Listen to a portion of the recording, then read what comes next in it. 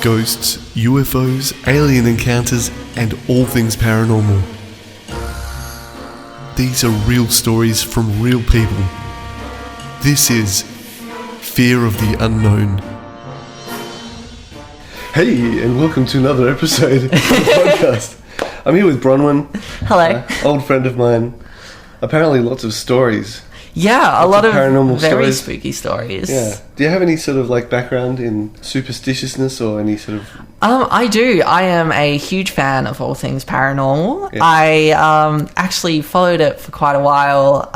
The whole ghost chasing scene and things like that. Like, Have you you actually know, chased ghosts? oh, you know, you turn up the static on your radio and you listen to it and see if you can't hear anything and going out into random places in the middle of the night with infrared cameras and stuff like that. So It's so much fun. I am even stoked if you get nothing to be out of here. it, even if you get nothing out of it, just apart from just getting the heebie-jeebies. Yeah. That's the best part. Yeah.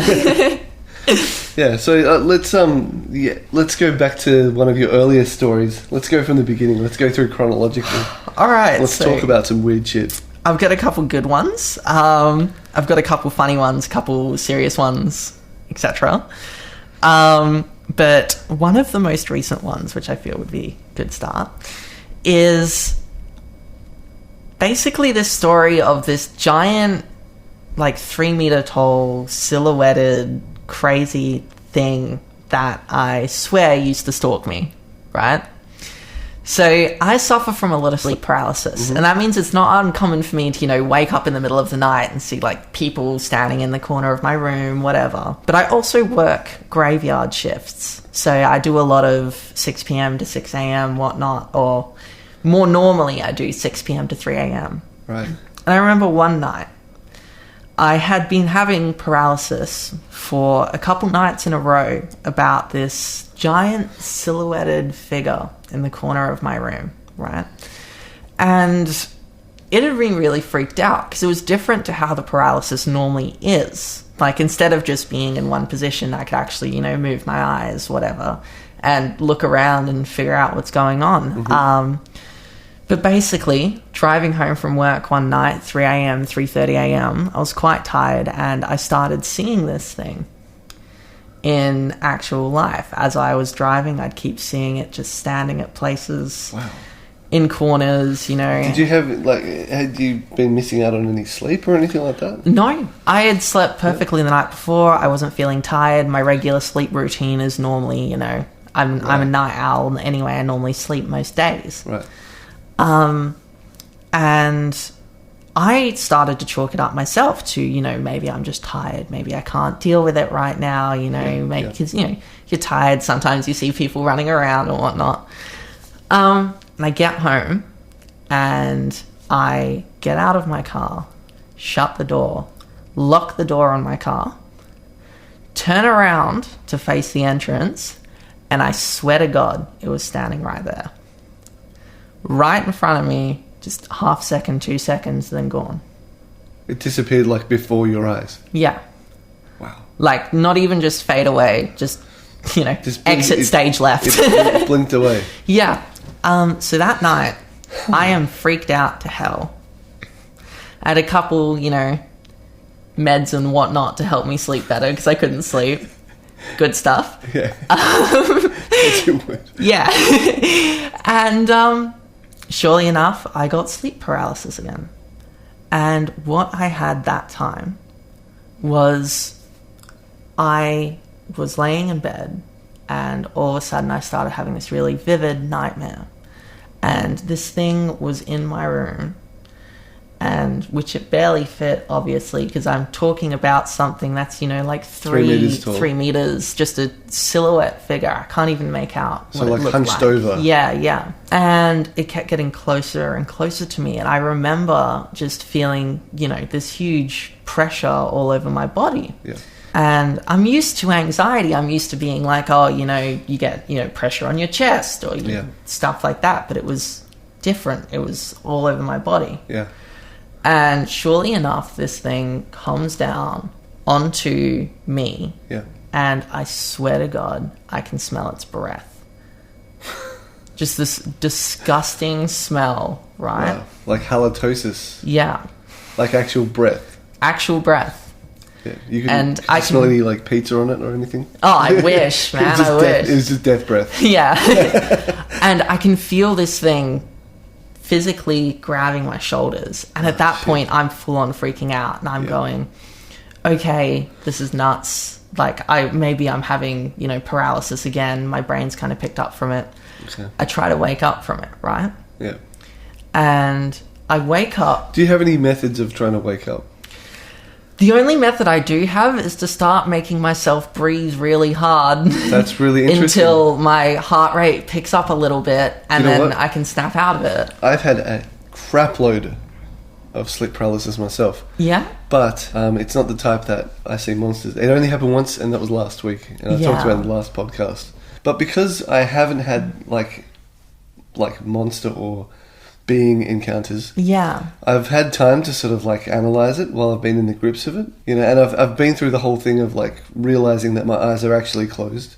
Like your brain takes a perfect snapshot. And you'll take in details like patterns that you didn't realize that you fucking did. Yeah, you'll realize like the wear on a chair or something. Exactly. Or things you never pay attention to normally. Yeah. So similar to you, because I've heard other people say that they breathe in and out. What I do is I hold my breath. Like that's because you know how you can control your breathing. That's literally all you can do. And so like I kind of like at the back of your throat where you'd sort of gag like that.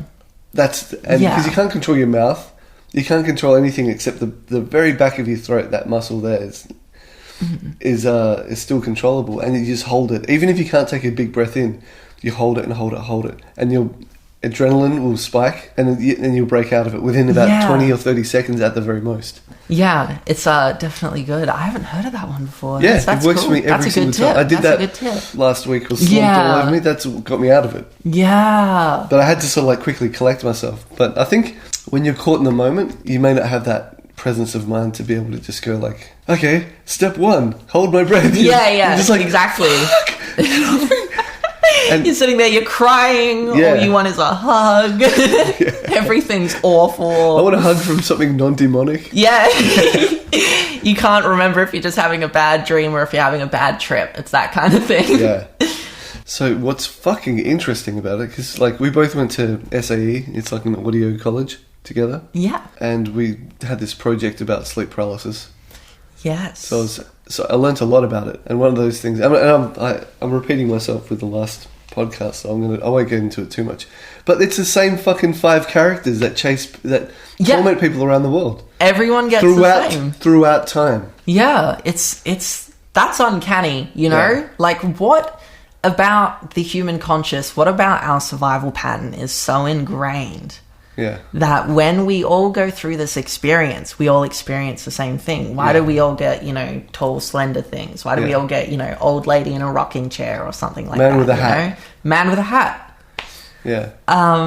Why do we all get that? What happened in the past to lead us to fear that more greatly than anything else? Yeah. But that's where my story gets a bit spooky. Right, okay. I crack myself out of the sleep paralysis, right? Okay. I am full on sweating. Right. I, jump out of bed, switch on the light, run around, check everything. Wake up mum and dad. Yeah. Wake up my mum and dad and be like, guys, I need a hug. And I turn around and once again, it's just there. Fuck off. And I know I'm fully awake this time. And it is just standing there. And What details can you tell me about it? Look, it's kind of as far as I could get, because I couldn't never really make out the actual figure itself. Okay. Kind of like a, shadow beast thing. Sure. And just, my bedroom has ultra high ceilings. It's 2.8 meter high ceilings, or nearly 3 meter high ceilings. Nice. So it's creepy already. Yeah. And this thing is crouched over in there, just staring me dead in the eyes, and I can hear it breathing. I can smell the breath, and it's just like a long, slender. Yeah. And does it have like an insidious type of presence to it? Yeah. Something like it's wanting to fuck with you. Yeah. That's interesting. Something about whenever I had paralysis about that. Yeah. When I was seeing it driving home, when I saw it then waking up. Yeah. Always instant panic, cold sweat, full shivers type of thing. Yeah. And yeah, I remember just screaming so loud because this thing was standing right there. Yeah. And leaving the room, and I slept on the couch for a couple of weeks because every single time I went back in, I just think about it because I woke up, I got myself out of it. Okay. And this thing was still there when I turned around and I was out of bed, Okay. So it's a bit, So what explanations have people given you for that? A couple of people have tried to chalk it up to anxiety. Yeah. But it doesn't work like that. It does not work like that. Yeah. and that's I've been saying this in the last podcast. I mean, it's really important to be skeptical. It is. Absolutely. It's super important. But there's a point where it gets lazy. Yeah. Where they're like, I don't understand it, therefore I'm gonna like Occam's razor this shit and fucking and just find the simplest answer is always gonna be it's gonna be it's the human mind, or maybe you're just becoming schizophrenic is what I told myself. Yeah. There are so many different things that you can put it down to. Yeah. But when you look at the whole world of the paranormal, there seems to be these connections. And the connection that I see with what you're saying is that there is this kind of element of whether it's aliens, whether it's ghosts, whether it's a vision. For some reason, there's a type of that they just want to fuck with you. Yeah. They don't have any... They're not analysing you. They're not reading your mind. They're not talking to you. They're just screwing around. They're just literally tormenting you. Yeah. And it happens to people who are in vulnerable states. And it's like, okay, if, just as a thought experiment, what if there are like beings out there that are just, they know who to fuck with. They find people that have got like problems that no one's going to believe them, and they just choose those people to fuck with them. Yeah, well, I'm a thorough believer in that. Here's the thing, like you have different people all around the world experiencing exactly the same thing. Yeah. So, I mean, you can't, I don't feel like you can sit there and have every single person experiencing these fears in their subconscious and not want to draw lines between it, Yeah. I'm a thorough believer of that. I mean, you can't tell me when, chatting to a friend before I came on today, and he was telling me about an experience he had where he was sitting in his bedroom alone, just on his phone before bed. Yeah. And he had a coin on his bedside table. Mm-hmm. And all of a sudden, that coin just slides across it onto the floor. That was it. And he was like, there wasn't any movement, there wasn't any anything. I didn't knock it, it's all straight. Yeah. And he literally sat there and went, do it again. Do it again, prove it. Yeah. Nothing. Yeah.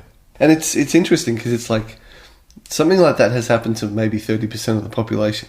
Yeah. Where they've seen something fly through the air impossibly.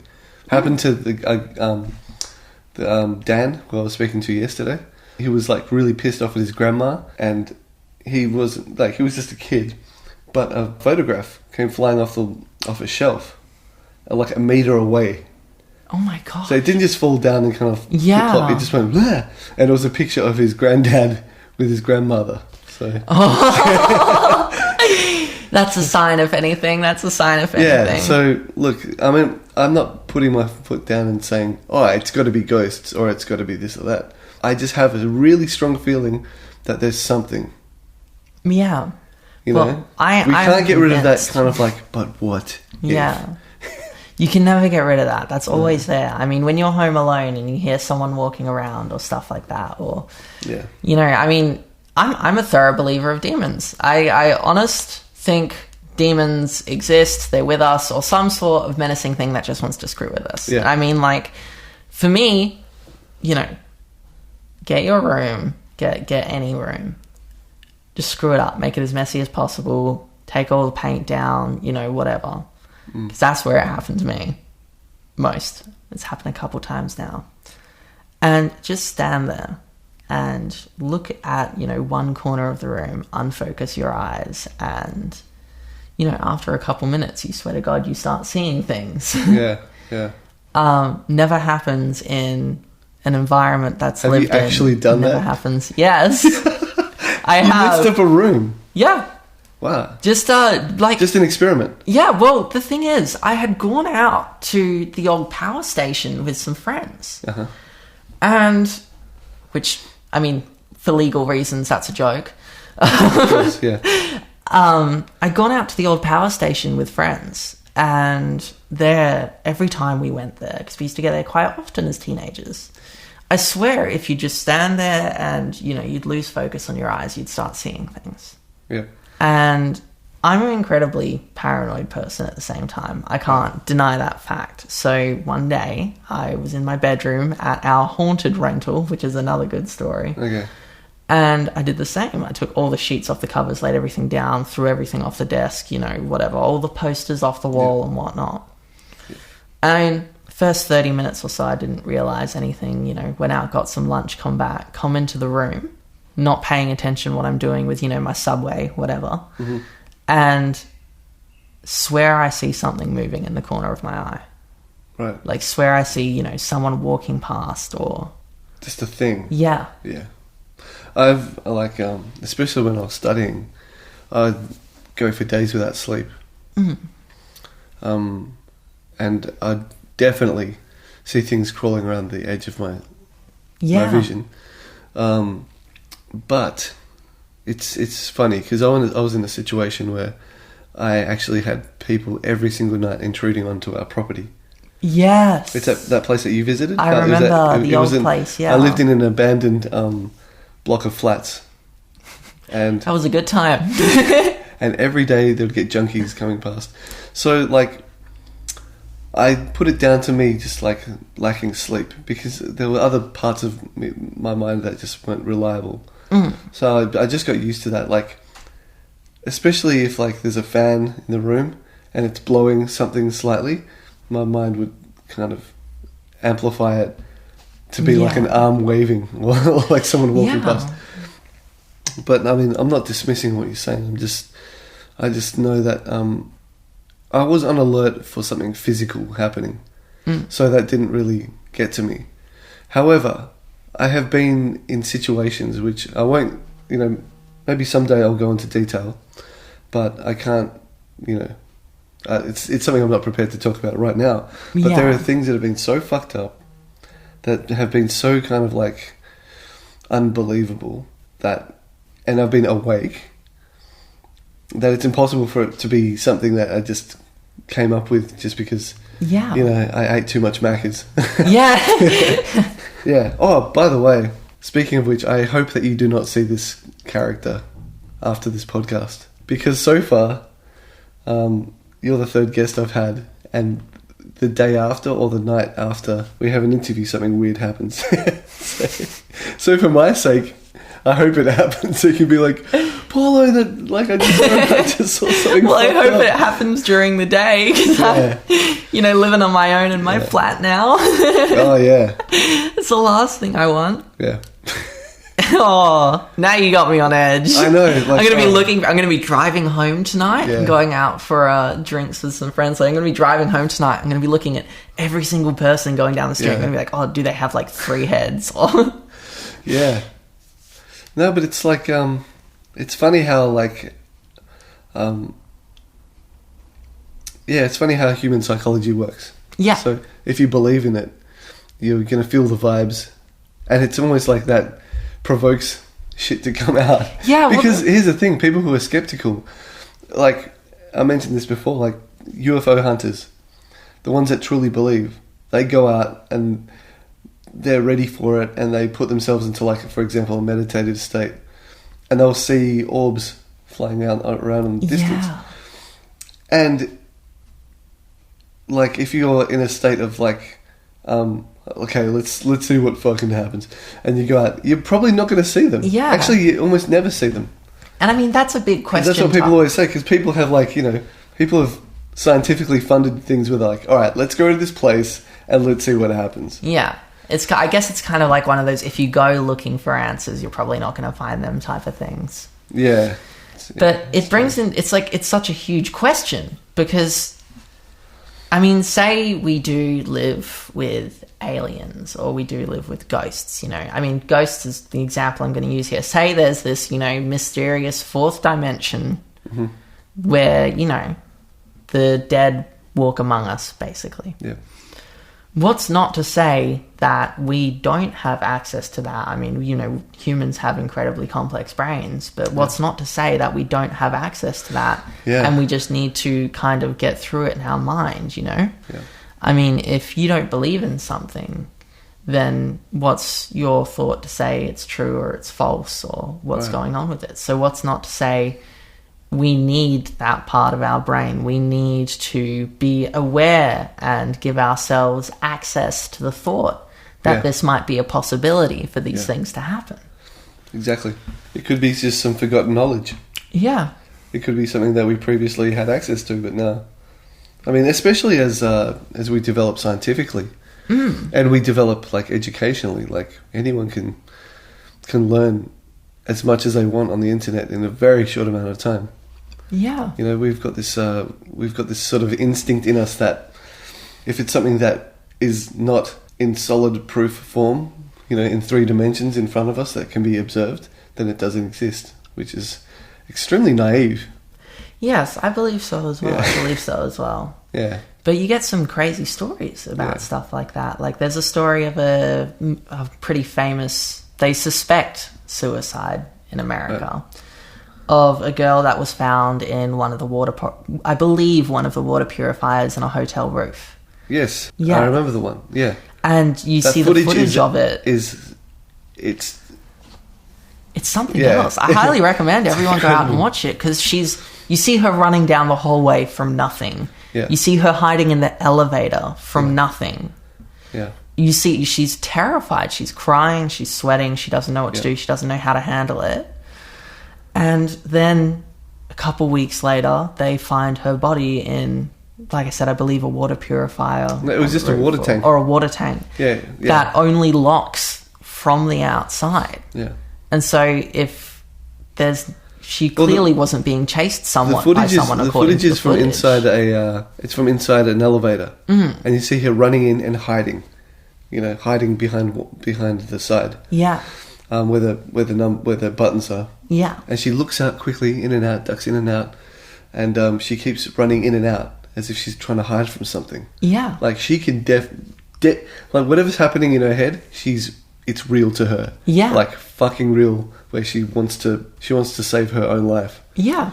And that's the last you see of her. And then a few weeks later, there are some guests complaining about the taste of the water. Yeah. It's like, this water tastes like a decaying woman. This water tastes oddly like Chanel to you. Yeah. So they have a look and there she is. And it's like, and there are so many factors that made it impossible for her to just do it by herself. Yeah. I mean, I've heard personally that the door that led to the roof escape is locked by a key that only, you know, the staff downstairs had. Really? Okay. I mean, I've also heard that water tank only locks from the outside, so there's no way she would have gotten in it, submerged herself fully, and then been able to lock it because the actual, you know, valves for it are up top. But I've also heard in regards to that rumours that apparently she was on medication for various mental illnesses, and people try to chalk it down to that. Yeah. But I mean, it could have been that. Yeah. But maybe it wasn't. Yeah, but the thing is, a very good friend of mine, a very close friend of mine, he is quite severely schizophrenic. Okay. And I've chatted to him about it in detail, you know, just, you know, your casual yarn, you have a talk about things, sort out your headspace, whatnot. Yeah. And he has never had an experience where anything he's seen, no matter how terrifying, anything he's heard, no matter how terrifying, has actively tried to hurt him. Yeah. I mean, you hear telltale stories of, you know, people with schizophrenia going out and they hear voices and they kill people. And but he's told me that apparently most of that stuff comes down to, you know, schizophrenia being combined with another illness or along that line. So I don't know if I want to buy that she was just having a bad episode. It's too easy. That's too much. It's like the bottom line is that there is some evidence to say that yes, that could have happened. But that's not the final answer.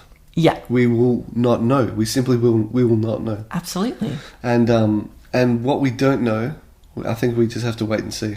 Yeah. I think as time passes, we're starting to realise that there's a lot more going on. Yeah, absolutely. And I hope that one day we can look back at conversations like this and go, so that's what it was. You know? Yeah, hopefully one day we can figure out what all these things are. Because historically, people get so obnoxious. Not obnoxious, but they become so arrogant in the power of what they consider to be science, which is, it's incomplete science. It's theory that they adopt as what is real. Yeah. Because science is a search for the truth. And sometimes you have a dead end that stays there for a while. Because a lot of these things have strange connections.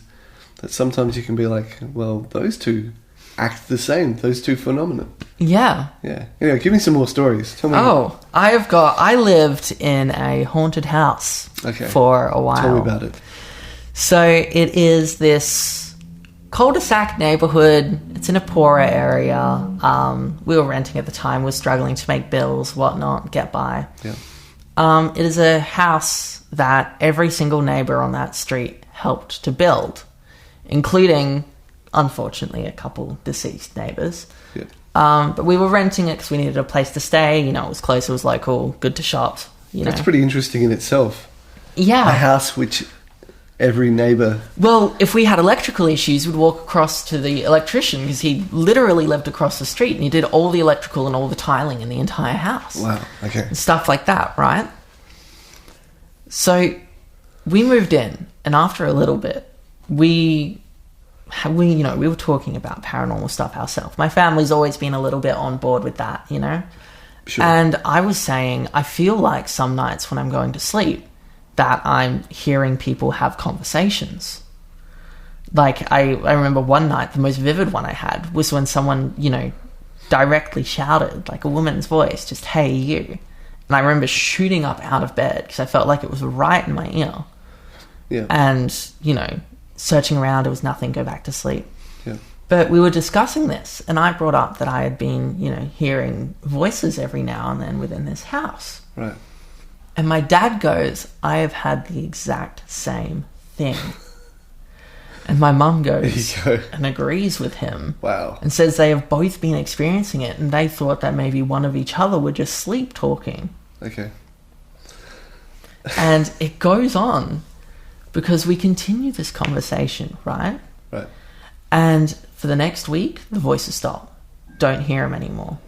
But then they start coming back, and everyone starts hearing it as whispering.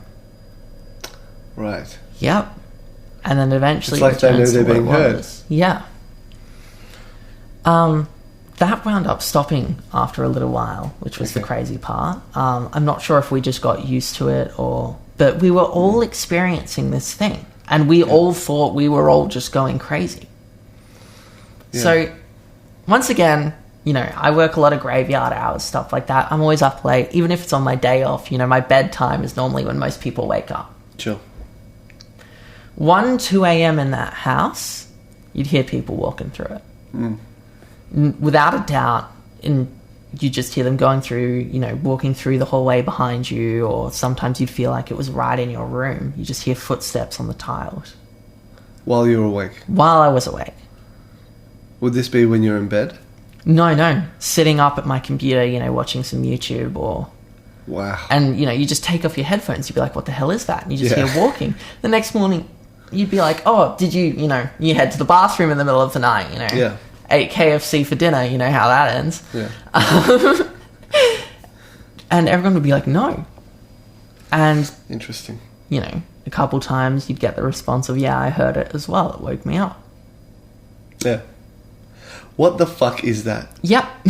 What is it? Yep. Is it like look, the more of these stories I hear, it seems to be this interfacing that happens between another dimension and ours. Like, how there's life under the ocean? There's probably life on other planets. Yeah. And there's life, like silicon-based life forms that, like, we previously thought were impossible to exist. life forms that don't rely on any light whatsoever in caves. Life finds a way. Yeah. And who's to say, like, that life does not exist on a parallel dimension to ours? Yeah, absolutely. So, here's where this gets really creepy, okay. right? Okay. So, I'll try and shut up and... Good sit-down moment. Yeah. The lady that owned this house was 90 years old or so. Her husband had supposedly passed away within the home. We never got confirmation on that or not. The whole neighborhood would not talk about that. Okay. But she was in palliative care because her mind had gone, Alzheimer's, unfortunately. Terrifying thing. But I remember one time we heard from one of the landlords that they, really valued the home. They always considered it their forever place. Right. So we used to always see out of the corner of our eyes, or we had this living room that, being a very traditionally Italian-styled house, had 2 sliding doors with frosted glass on each side of it. Yeah. And all of us... Sorry to interrupt, but did you have lions on your letterbox? We did. We had lions on the letterbox. The roof was all like that print tile stuff. Yeah. Did your dad hose down the driveway every Sunday? Oh, he is very Italian, so... Continue your story. But yeah, so we used to always see, hunched over figure, like someone was using a walking frame or something, going past those sliding doors. And I don't mean as in separate occasions. I mean, all 4 of us would be sitting in the living room, watching the TV, and then we'd see it go by. And we'd all sit there and be like, oh, it's happened again. All of us, all 4 of us would see that. Right. So, maybe there's some sort of spiritual connection they had to the house. Yeah. I mean, a lot of people say you die when your mind goes, not when your body goes, you know.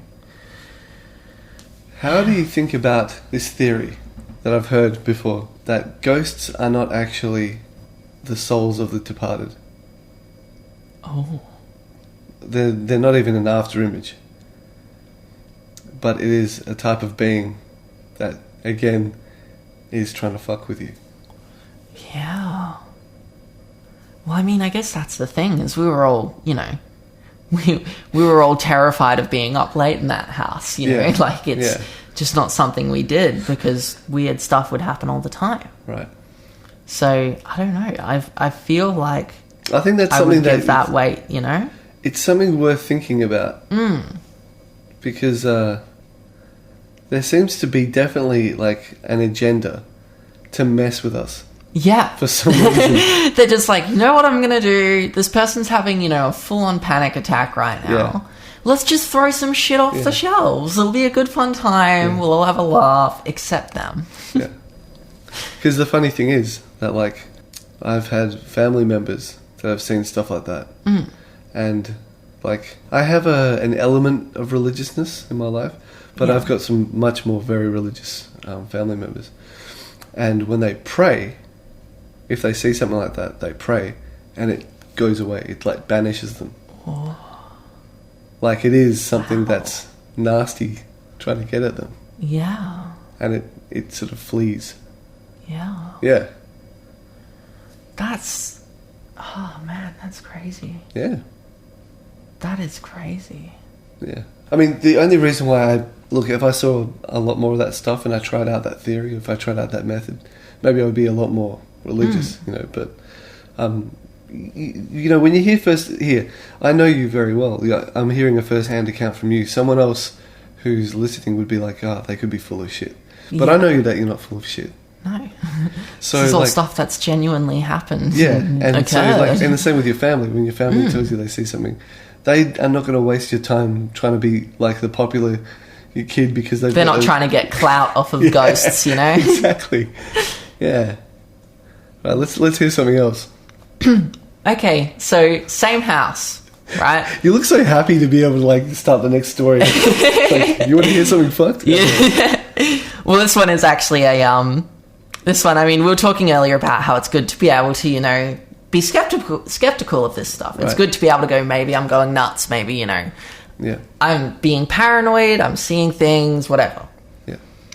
So my granddad, bless his soul and rest in peace, always told my father that when he passes away, you'll know he's coming to visit you in spirit because you'll smell the cigarette smoke.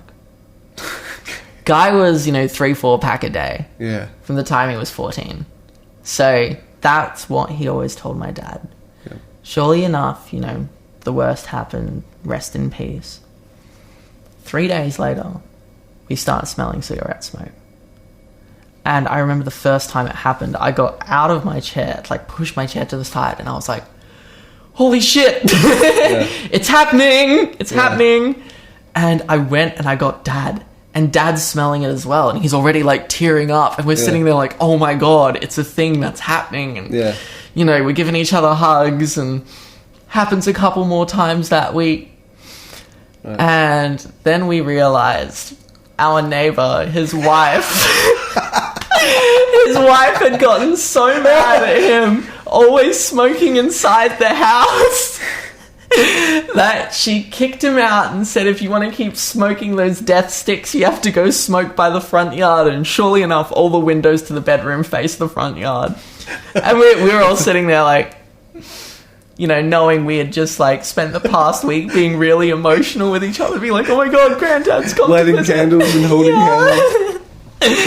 And no, just turned out our neighbor, his wife had enough of him smoking and told him that, you know, go sit in the front lawn and do it. I want the whole neighborhood to see that you're... That's awesome. Yeah.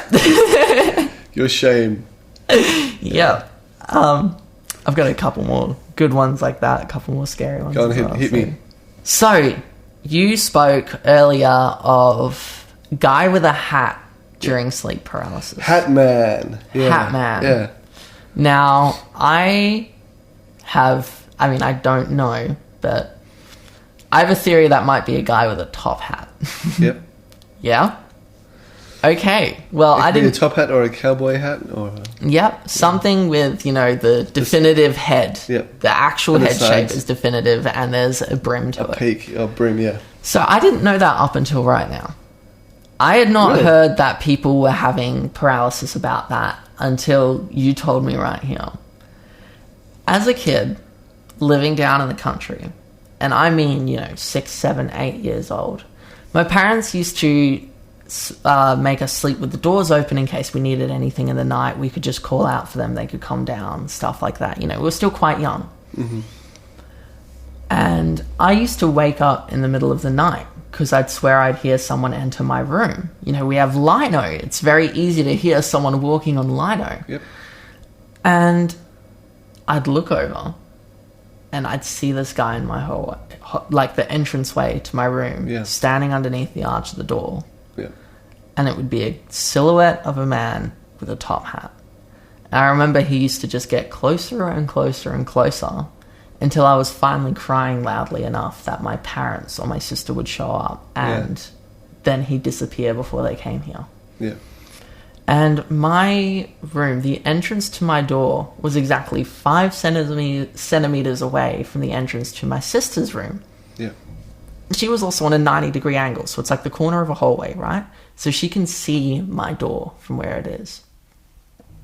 And I remember begging her one night, you need to look, you need to see this, it's back again, he's back again, I can't, you know, what's going on? And then she, you know, because I mean, of course, you know, it's the middle of the night, we're both school-aged children, she's frustrated, I woke her up, looks over, goes, there's nothing there. And I look back, there's nothing there. Okay. So... Thanks, Hat Man. Yeah, thanks, Hat Man. Making me look like a little bitch in front of my family. Really appreciate that. Yeah. But when you brought that up, I was sitting here and I was like, oh, word, you know, like, oh my gosh, that's something I 100% relate to. Yeah. But in that house, I used to see that all the time, once again, while I was awake, you know, just around. That's very interesting that it happens to you while you're awake. Mm. And I mean, that's why I was saying, like, So, like, apart from sleep paralysis, what's your relationship with sleep? Normally really good. I don't have any apnea. I don't have any issues waking up. I sleep straight through the nights. You know, I'm a very heavy sleeper. I get 7.5 hours and I'm, you know, back up for the rest of the day, you know. I've never had issues sleeping. Okay. And I'm a very heavy sleeper. I sleep through everything, you know. Yep. So... Do you know if your pineal gland's still intact? I have no idea. We went and... You've been drinking your tap water? No, I only drink filtered water because I'm too paranoid about there being brain-eating parasites in it or something. So tap water into filter, drink that. Really? Yeah. Really? I heard a story of a woman that had some tap water in an older building, of which we've always lived in older buildings because rentals and whatnot. Sure. And me being, you know, the anxiety-filled person I am, instantly went out, got some filtered water jugs. Now everything goes through that because I'm too worried about it. Wow. Don't want to risk it. But it's like, with the ghost stuff, I was worried for myself because there was a while, especially with that first story I talked about with the tall silhouette thing, I was worried that, you know, from talking to my friend that maybe, you know, I was suffering a form of, you know, some form of schizophrenia or psychosis or psychosis, you know. And we went through anything for it and it was definite no. Yeah. You went through what, sorry? Like, they give you a bunch of questionnaires about it and so you got tests and everything, and they see if meds change stuff and stuff like that. And negative. Wow. So, yeah. I already talk about the giant nightmare paralysis monster. Yep. He'll be waiting for you at home tonight. Oh, he will be. He'll show up and he'll be like, hey, bitch, what's up? I'm here to party. And I'll be like, oh, God, no. Please get out of my house. You bet that I'm going to go buy some, like, salt and shit tonight and pour it around all the doorways and everything. Yeah. I'm expecting it. Yeah. Now, I work at the casino. I work at the casino locally. We have a big theatre there. You know, it's the biggest theatre in the state. So we get all the big shows coming through. You know, we had Aladdin when they came through. We just had Book of Mormon, you know, all that stuff. This theatre is very decently old. And from what I've been told and what I've been understanding, there's been a couple accidents, not deaths as far as I'm aware, but injuries, serious injuries, whatnot, because, you know, you're 30 meters up trying to run cabling to move set pieces across in the air and whatnot. And there is a huge story with everyone in Crown, everyone in the casino, that it's haunted, that the theatre is haunted. And everyone believes it, everyone's heard it. And at first, I was a huge skeptic of it. Right. Because they say we have the theatre ghost. Yeah, it's such a cliche. Yeah. It's such... I heard that and I was like, oh, you know, haha, whatever, cool, thanks, guys. I totally won't have nightmares about that tonight. So I was, you know, completely skeptic. I was like, that's totally stupid. That's what I'd expect to hear from an old theatre. Oh, we've got a ghost. It's spooky, you know? Especially, let's tell the new... Yeah. Exactly. You know, let's screw around with a new person. Make them, So everyone says they've heard and they've seen the ghost. And they say the way that you get it is you'll be in the theatre, it'll be late at night, and you'll hear the walking on the wooden floorboards for the base of the stage. Because there's a level below the stage where we have a lift that we can use to lift set pieces up onto stage, or if they're doing a quick change. So it's like there's a below theatre stage, the theatre, and then the roof stage where all the rigging is. Right. And they say if you're below the theatre and it's late at night, you'll hear people walking around on the theatre stage. Okay. And I was like, look, 6,000 people work here. Yeah. Including a lot of cleaners. Like, I know they're going to be up there. Anyone that's walking anywhere on the stage, it's all wood. You're going to hear it throughout the entire theatre building, right? And I thought, you know, surely it's impossible, whatnot. We had to move office because of renovations to a building that was on the theatre stage level. Yeah. Exactly like 10, 15 meters from the stage itself. And I remember walking there one night and the lights were still on, which was weird. Normally they always get switched off when it comes to 10 p.m, 11 p.m, and there's no shows on. And I start hearing walking. And I'm like, okay, you know, it's late at night. This is when all the cleaners come through. And I look at the theatre stage because I'm hearing someone walk on the theatre stage. Yep. Don't see anyone. There is no one there. But you heard the clip clop. Yep, and I'm still hearing it as I was standing there looking at the stage. Yeah. Because the way that acoustically stuff is built, if something's coming from a stage, you know that it's coming from the stage. Yeah. It's not from the back of the room. You know? Yeah. But I was standing there looking at the stage, hearing these footsteps go around and not seeing anyone or anything to cause the footsteps. So were you by yourself at the time? I was completely by myself. Yep. It was 3 a.m. Yeah. No one was there. The witching hour. And I, honest to God, walked through and tried to see if I could see anyone because I am going off my nut. I'm like freaking out. I'm sweating. I'm like, oh my God, I'm going to get kidnapped and killed by a ghost. You know, it's like all of a sudden this is going to be the next paranormal activity, you know? Right. This is what's happening right now. And I walk around, I can't find anyone. And when I realize that I can't find anyone and I'm still hearing these footsteps, I put the keys in the phone that I had on me, the work phone, somewhere safe. I text my coworker and I let him know. I'm like, I'm scared of the theatre. I've heard the footsteps. I believe you now. Yeah. I've left the keys in the phone somewhere safe. I'm going home to have a good cry and a lot of anti-anxiety stuff. Yeah. Wow. And I just got the hell out of there as quick as I could. Right. Because it was just, I was staring at the stage. Yeah. I was walking around the stage, hearing someone else walking, and there was no one there. Something interesting. I was watching this documentary by Stan Romanek, about Stan Romanek. He for the most part, he seems quite full of shit. But he's got these extremely specific stories. Mm. And he had a similar reaction to you, to fear, where it brings an emotion out of him. Mm-hmm. Like where he wants to cry. Yeah. Which to me is not very common. Yeah. And I find that interesting because it's like, if I get the shit scared out of me, I'm just fucking alert. Yeah. And I'm scared, but I don't have the crying impulse. Mm. Can you just talk that through to me? Like, what is with the crying aspect? Because I've heard it a few times. I just want to put... Yeah. I'm not saying there's anything paranormal about it. I just want to understand that sort of psychology. Well, I guess when I'm thinking back about it, I mean, there's a certain element of what the hell's going on. Right. But I guess thinking back on it and actually, you know, objectively looking at it, every time I've had one of these experiences and had, you know, stuff like this happen, I am always like streaming tears. Yeah. And the thing is, it's not like I'm sad. Yeah. It's, you know, maybe like my fight or flight is triggering and that's just... Could it be that it's because you're feeling victimized? Yeah, who knows? Does it feel like a personal thing? Like, do you feel like someone who's being bullied, you know? I guess a little bit, if I'm honest. Yeah. No, naturally, yeah. But yeah, it's just...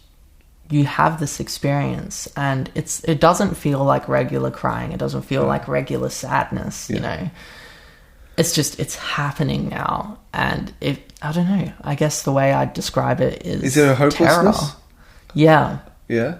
It's like sheer terror because you know this thing is happening. Yeah. You know that you understand this thing shouldn't be happening. Right. And it's just nothing's adding up. Because again, I put it, maybe it can be put down to my sort of religious background. Like, I was always told that if you come across anything that's like that, you have to be like, fuck you know? It's like, like you have to be like... Speak aggressive. Yeah. It's grab the Louisville and start breaking some knees. Yeah, it's just like, it's the whole attitude of like, you know, you're not more powerful than God, so get the fuck out of here, you know? Yeah. And that's kind of the pattern that's put inside me when I'm like afraid of something. But that's really interesting Because, like, I assume that you weren't brought up like Catholic or anything like that. No, we were brought up very much agnostic. Yeah, right. We were very much given our own choice when it came to religion. We were informed of our parents' choices and their parents' choices. Yeah. We were taught about all aspects of it, but we were very much brought up, follow what you'd like to follow, what you believe in, what you feel right. And I myself considered myself heavily Christian up until a couple of years ago, where I started, going through my own personal stuff and became pretty agnostic again. Yeah. I can't prove that that's not there. So. Yeah. You gotta love organised religion. It's a whole topic. Yeah. That's a different podcast entirely. Yeah, it's a different podcast. I think everyone has those stories, but like that was great. I'm glad. Yeah, thanks so much for coming. No worries. I think this is it's great to expand my story base of hearing what people have gone through. Like what you said about seeing the shadow man during like waking hours. Yeah. Multiple times. That's a new one for me. I haven't heard about that. Yeah? Yeah, and I think that breach of sleep, that's why I was asking you about your relationship with sleep. Yeah. How it breached your sleep life into your waking life. Yeah. I find that very fascinating because that seems to be the real mystery. Like everything to do with UFOs and encounters How does that happen stuff during come your to waking. be? Yeah, exactly. My best theory could be that it's just a dimensional sort of communication. Yeah. That's what I choose to believe as well. Yeah. I choose to believe that there's something going on that maybe we don't have the skills to perceive anymore. Maybe, But if you can think of more stories, please come back. Will do. Yeah. It was good fun. Once again, thanks, Bronwen. And thanks for everyone for listening as well. I'll see you next time. Awesome. You've been listening to the Fear of the Unknown podcast. Be sure to follow us on social media with all links in the description.